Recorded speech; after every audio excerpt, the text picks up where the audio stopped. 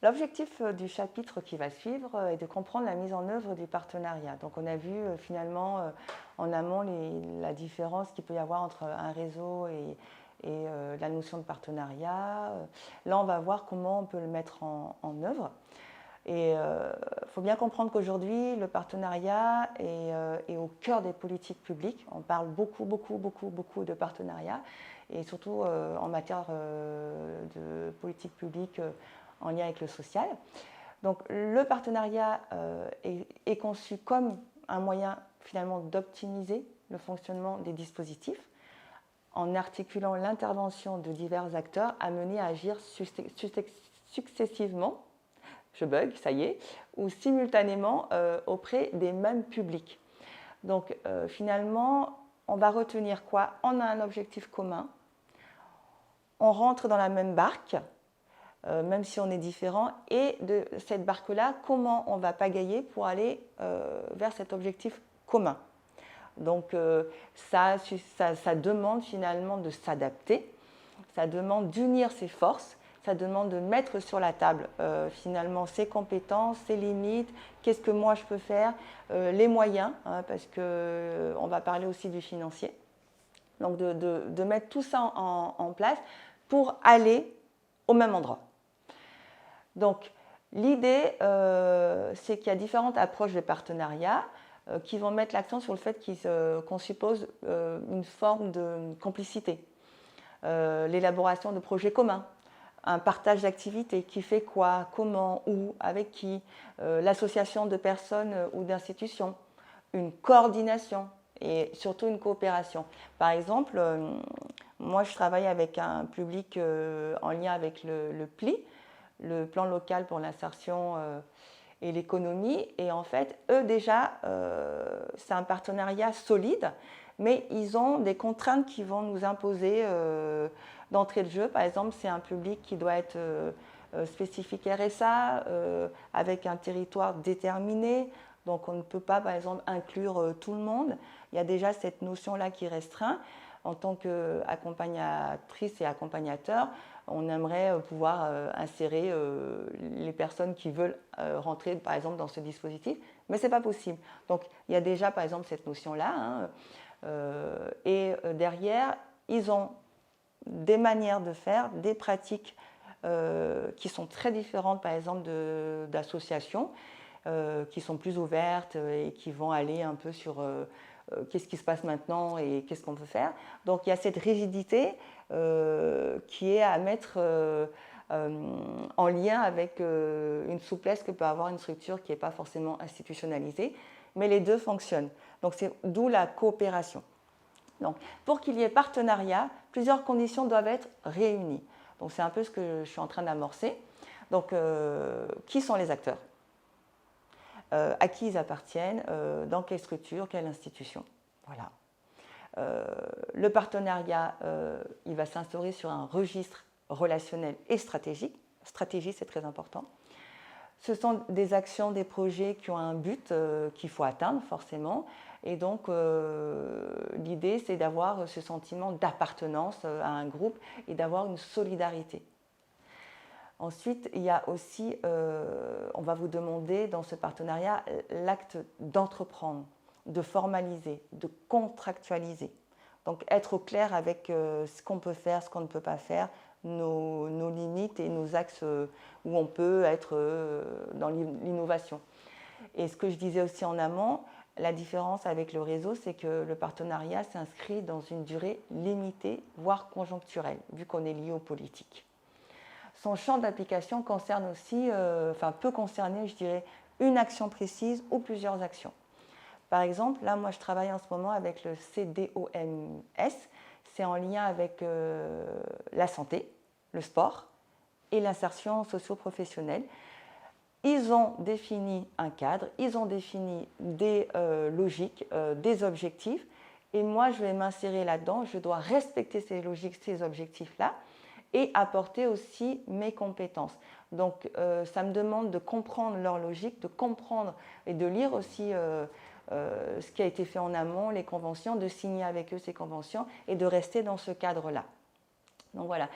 Le partenariat, dans son mode de création, s'articule autour d'une clarification des intérêts, donc c'est ce que je disais, commun, donc c'est un pot commun, et d'une négociation qui va permettre un échange équilibré.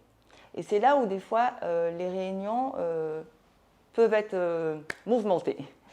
Le renouvellement aussi des contenus et la formalisation du partenariat, ainsi que le maintien d'un espace de liberté suffisant, sont quelques-unes des conditions nécessaires à sa stabilité. Donc un partenariat, par exemple, ça peut être sur 1 an, 2 ans, 3 ans, mais on a des bilans intermédiaires et des bilans qui finissent l'action, et derrière, il peut se renouveler. Le partenariat s'organise sur 3 niveaux. Le niveau institutionnel.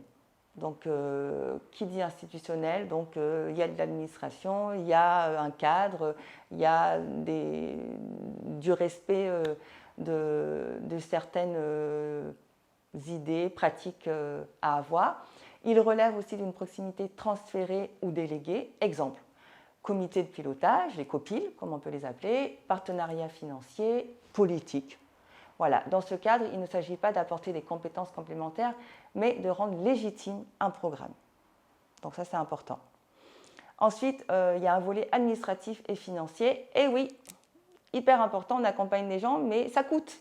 Ça coûte. Donc les acteurs traitent des aspects de gestion, de logistique et d'administration. Et ça, vous verrez que renseignez-vous bien sur les budgets, c'est hyper important, parce que vous verrez que des fois, vous allez avoir des frustrations, mais il y a une logique, c'est-à-dire que si on a 100 000 euros pour cette action-là, on n'a pas 200 000. Et avec ces 100 000 euros, qu'est-ce qu'on va pouvoir faire? Donc il y a une limite dans le temps par rapport à cet aspect financier aussi, administratif. Et puis il y a un aspect opératoire. Comme il regroupe des acteurs internes et externes qui vont intervenir pour agir dans cette dynamique d'insertion socio-professionnelle. Donc finalement, les principes de base de la mise en œuvre d'un partenariat, qu'est-ce qu'on peut dire sur ces bases-là? Donc, un intérêt mutuel des partenaires. Pour que ça soit viable, hein, tout simplement, il faut partir au départ sur les mêmes bases et avoir les mêmes intérêts, même si on a des parties différentes. Il y a le principe d'égalité des partenaires, c'est important, c'est aussi comme le réseau, hein, chacun a sa compétence, même s'il y a finalement une tête qui va décider, mais on respecte cette égalité-là. L'autonomie des partenaires, ça ne peut pas fonctionner sinon. Donc les différentes parties s'engagent dans leurs propres responsabilités et dans leur domaine de compétences. Il y a aussi cette coopération donc, qui est importante, hein, qui est en lien aussi avec l'intervention réseau. On coopère, on travaille ensemble, on articule les projets ensemble. Donc ce qui demande en fait de ne pas prendre de décision dans son petit coin. Quand il y a quelque chose qui est décidé ou une idée qui vient, c'est la partager à ses partenaires et c'est voter ensemble. D'où le fait que c'est un peu plus lourd, c'est peut-être moins dynamique qu'un réseau, mais derrière, les résultats sont stables et dans le temps. Donc, et il y a aussi ce principe d'évolution entre les partenaires. Ça veut dire quoi? Donc, un partenariat s'inscrit au sein d'un espace, temps, qui est limité, qui va nécessiter une évaluation continue, dont la résultante peut se traduire par des changements ou alors carrément une cessation de l'entente de coopération. Donc ça, c'est aussi quelque chose qu'il faut prendre en compte. Je dirais que la pratique du partenariat, il ne faut pas la minorer dans les difficultés que ça peut amener. Parce que ça suppose, c'est énergivore, ça suppose des réunions, donc il faut les intégrer dans vos agendas. Ça suppose des coordinations, donc c'est ce que je vous disais. Chaque décision doit être validée par le groupe, donc il faut se concerter. Vous ne pouvez pas partir comme ça, bille en tête sur le dispositif, le projet, la thématique, sans en parler aux partenaires. Donc c'est un peu plus lourd, certes, mais l'intérêt, quand vous avez compris l'intérêt, il est aidant pour vos actions. Et il y a aussi le fait que ces réunions-là, ces concertations, ces coordinations vont se dérouler à l'initiative et dans des locaux de services étatiques, donc autour de partenaires qu'il a parfois choisis, mais pas vous.